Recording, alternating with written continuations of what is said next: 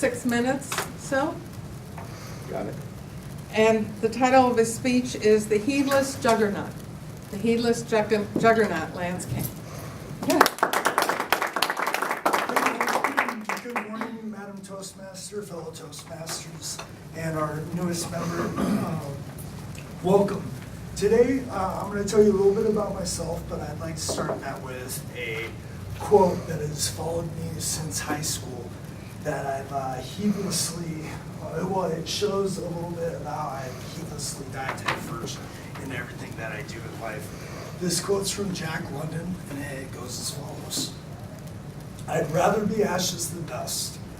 I'd rather my spark burn out in a brilliant blaze than be stifled by dry rot. I'd rather be a superb meteor, every atom me, in a magnificent glow, than a sleepy and permanent planet.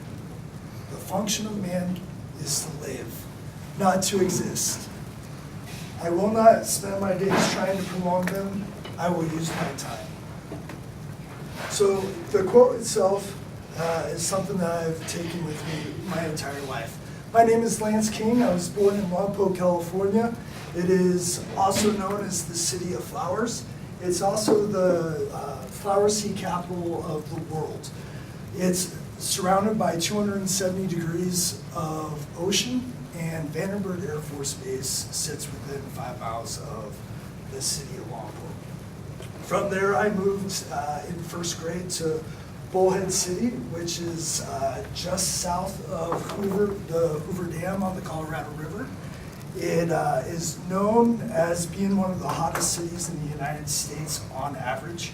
The day that I moved from there was 127 degrees, packing a U-Haul. Some of my favorite memories of living in Bullhead City was catching desert iguanas that got up to this big, and kicking a soccer ball with a trash bag down to the Colorado River, throwing all my clothes in there, and floating down the river to a neighbor or to a friend's house. Those are my fondest memories of there. I moved up here in the middle of 8th grade to Reno, Nevada. Both Bullhead City and Lompoc are only 40,000 people, so I was moving to the big city. As a 8th grader, it could be a very different and convoluted time in development of a young person's life, but I think because of the moves that I made as a younger kid, it came into my own here in Reno. The environment and the people, the kindness of the citizens of Reno really helped me solidify the character of who I wanted to be. And knowing right then in 8th grade, I knew I was at a place that I would want to leave temporarily, but always come back to.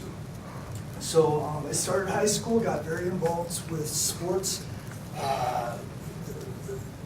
student government. I was kind of a wild child. I was all over the place, but I was also pretty rooted. I had some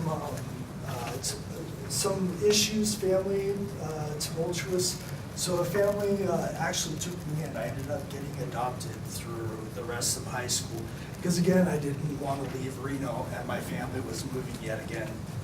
So living there is really one of the key developments of me as a person, because I was able to see how a functioning family worked, seeing how the love and support, and also just witnessing somebody going out of their way when they don't have to help you is something that really, really deeply tattooed a value or a moral of myself. So I tried to take that and everything that I do from that point try to give back.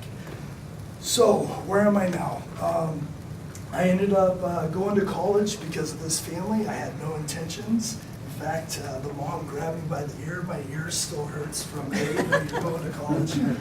I went to college, ended up joining the Air Force in 2001, right after September 11th, because I felt that it was a point where our country did need us, and I felt that calling.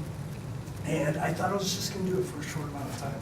Here I am 15 years later, still in the Air Force, graduate with electrical engineering, master's in business, and very, very involved with the community.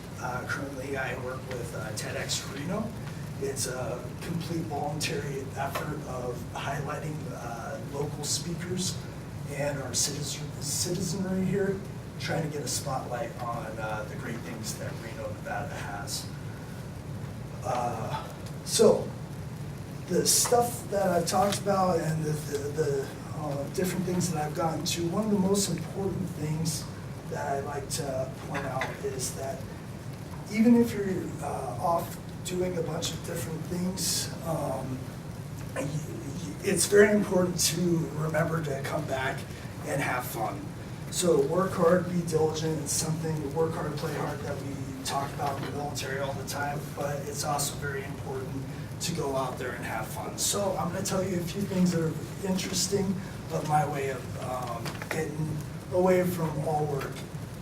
And that is, I swam with 15-foot hammerhead sharks in Fiji without a cage for on my 7th scuba diving lesson, and that was my wife's idea. Yeah, no. And one of my goals is to see all the new 7 wonders of the world. I've up to this point, I've seen 3: Petra and Jordan, Machu Picchu, and the Colosseum of Rome.